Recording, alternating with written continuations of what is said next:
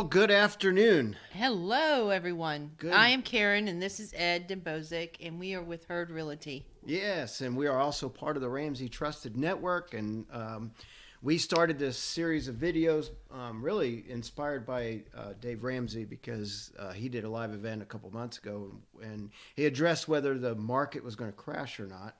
And I had some really good information, and I've taken some of that information and have added local information really for the market we're in Upper East Tennessee, Northeast Tennessee, John City, Bristol, Kingsport, that area. So Karin, one thing we want to make sure we mentioned this in our last video. This is part 2. But who are we really talking to today?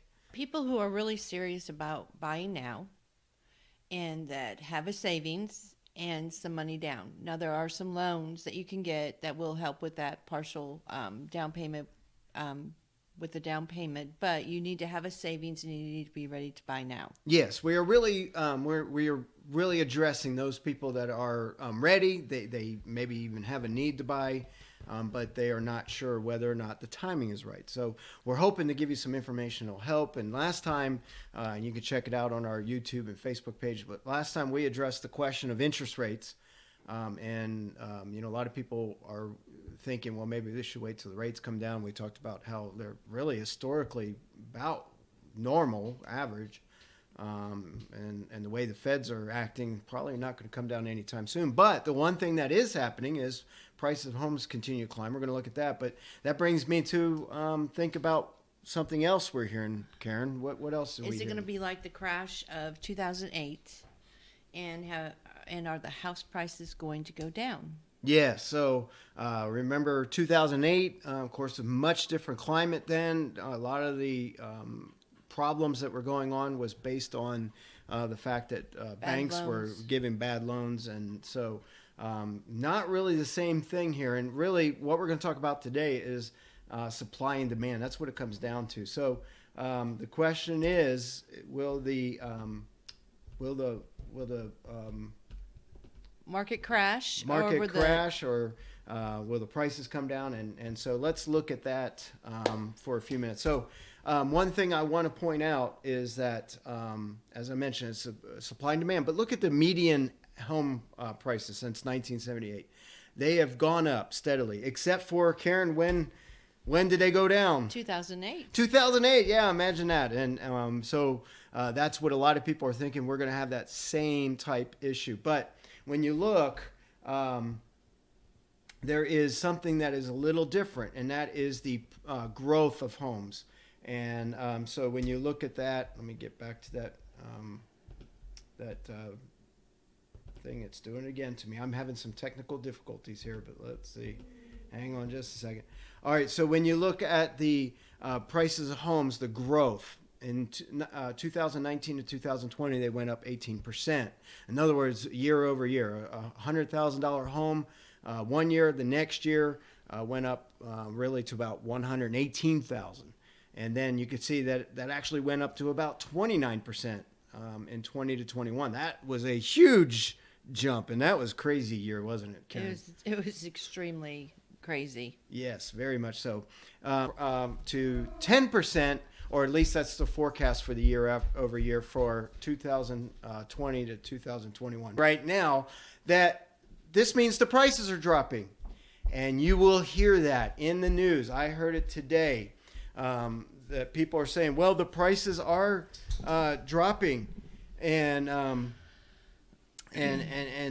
so people are thinking, oh, that means I can get a home that was $200,000. Maybe now I can buy it for $190,000. That's not what that is saying. That's not the price drop. What they're saying is the rate of growth has dropped. So that $200,000 home will still be more next year. It may just not be $240,000 like it would have been a couple years ago, that year-to-year growth. Now next year, this time next year, maybe it'll be $220,000. Still growing, but not as fast. So keep that in mind. And then projected going forward is about 4 to 5%, which is historically more normal. So that is important for you to keep in mind, that home prices are still going up. Even if you hear, oh, the prices are dropping, that just means the rate of growth is dropping. So it comes all to supply and demand. Yep. That's what it's all about. So let's dig into that.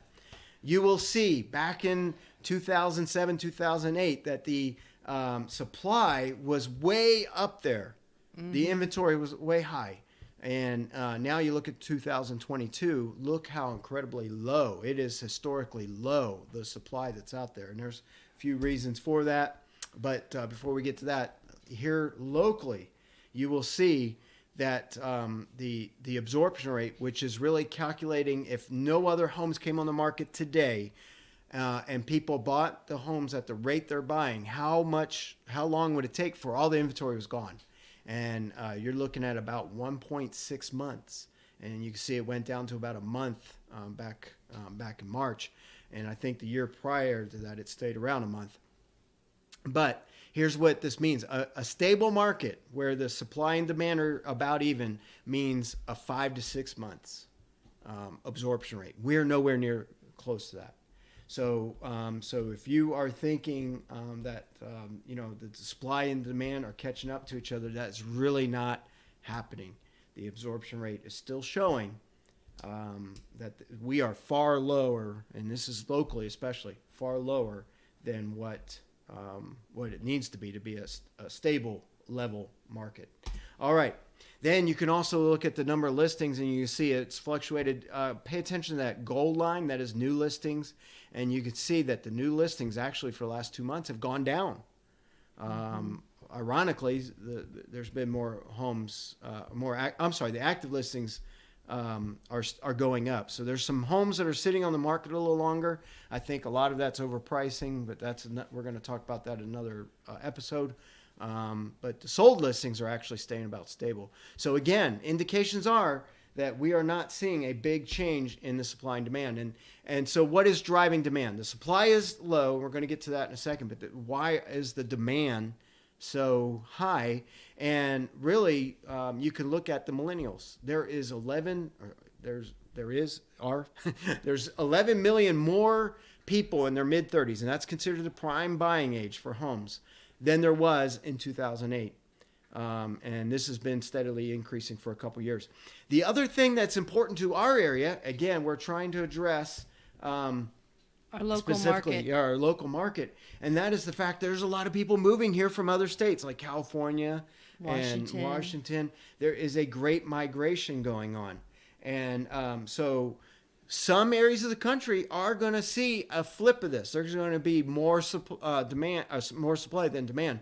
But in our area, it's going to continue to have more demand than supply. And you can see we're right there in that orange prime location. I put a red circle on there, and you can see that we're one of the areas that people are moving to. And we personally have sold homes to several people from California, some from Florida, even though people are migrating to Florida. There at the beginning of this whole thing, people are coming from Florida. But now Oregon, we have one under contract for Oregon. So people are moving to this area, and that will keep demand high. But on the other side, there is some factors that play a part in why the supply is where it is. And, of course, COVID was the big issue. COVID, work stoppages, supply shortages, lumber prices. Remember, the lumber prices went through the roof. They've come back more stable. But there's still that continuing labor issue. We still have that here in East Tennessee, labor issues. And we're going to address this in another episode, but frozen foreclosures. There is not any foreclosures out there right now. So that is adding up to the supply and demand. And you can see it's really coming out in the prices. So we are talking about the fact that people are thinking, well, prices are going to come down. And again, that means they're going to be below what they are today. The rate of growth is coming down, but it's not going to be a negative rate of growth. In other words, it's going to stay around 4 to 5% in the positive. It's going to continue to go up at a 4 to 5% positive rate. It's not going to go down 4 to 5%. So with that happening, and you can see this locally, you can see there's still steady growth on prices, listing prices going up and what they're selling for. So keep that in mind, that if you are thinking that you need to wait because you're hearing about home prices falling, first of all, If you do hear about recession or homes and the homes in recession, remember that could be in a national level, but you also have to look at locally. And we want to keep you informed of what's going on locally. So like our page. Make sure you subscribe to our YouTube page. We're going to keep you posted. We have access to a lot of local information. We look at it constantly. It's not just what we're seeing and hearing. It is also real facts, and we want to give those to you. So we hope this has been helpful. Next episode, we're going to talk a little bit about those foreclosures, because that's another thing that people are thinking, well, I'll wait till I get some of these foreclosures coming. That may not be the best avenue. We'll talk about that next time. So, Karin, I hope this has been helping people. I do too, and it's so nice to be on here. I'm getting used to it. It's new to me. I'm working my details out. And we're learning too. I see the sun creeping up my shirt because we got a window out here. We'll have to remember that for next time. But I hope you enjoy the rest of your day. Take care. Have a good evening. Call us if you need us.